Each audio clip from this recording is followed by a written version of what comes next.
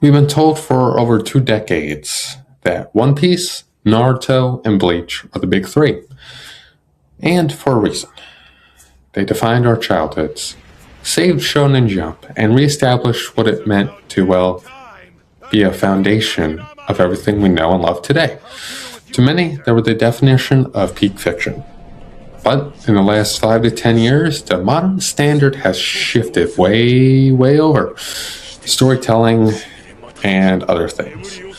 We've seen the rise of the new gen content, series that truly trim the fat off, sharpen the stakes, and prioritize thematic depth over endless power creep. When we strip away the nostalgia, does the writing of the big three actually hold up in the big 26? Or was it just legacy built on nostalgia? Like, is that the only reason why they're good? And is it because people don't really know better? That's the thing. I'm your host, Anime 101. Like, share, subscribe, do all that good YouTube stuff, and let's get into it. The first big failure of the Big Three's legacy is, well, bloat. Modern peak fiction, like Chainsaw Man or Jujutsu Kaisen, operate on a high narrative density. Every chapter matters, every panel matters, every conversation moves the needle.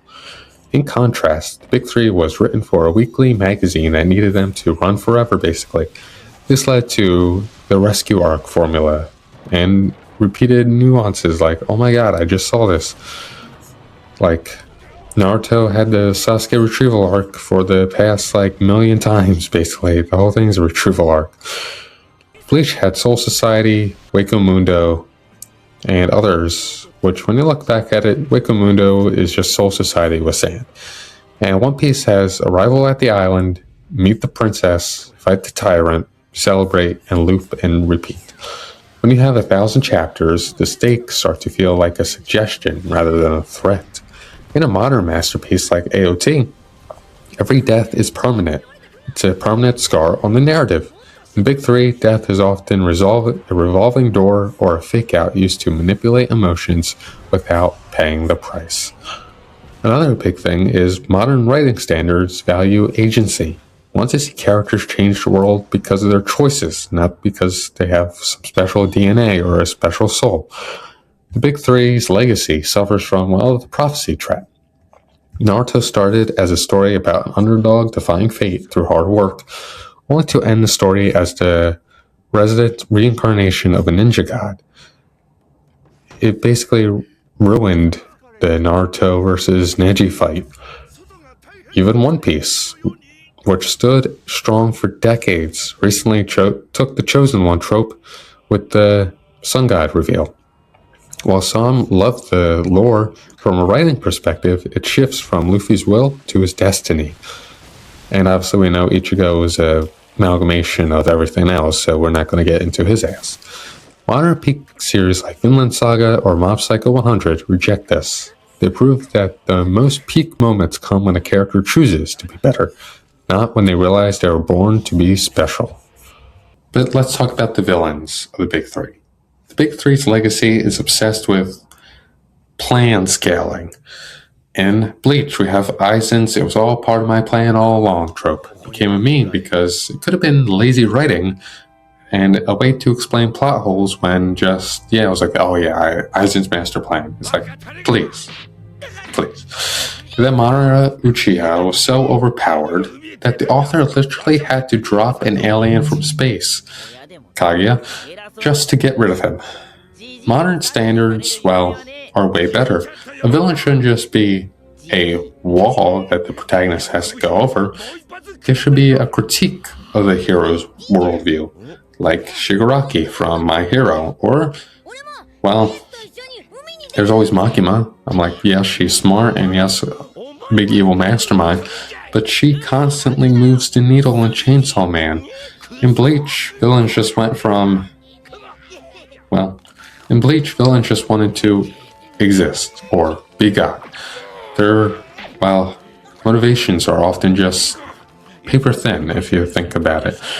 We see in modern shonen a complete shift. It is way more complex. Even in other series like Vinland Saga, it's beautiful. In AOT, it's a master class of work.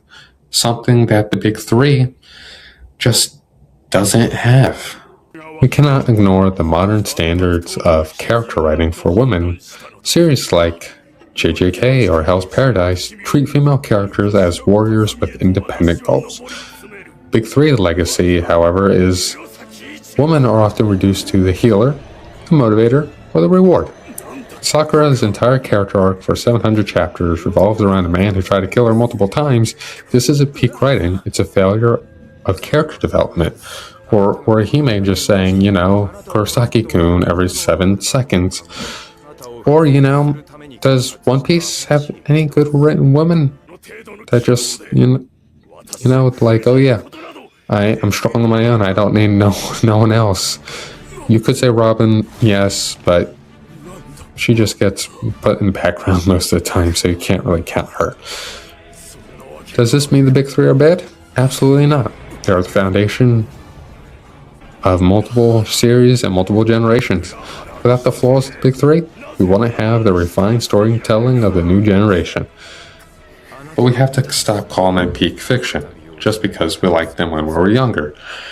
Peak fiction requires a whole new level of consistency, thematic storytelling, and pacing that the Big Three just doesn't have.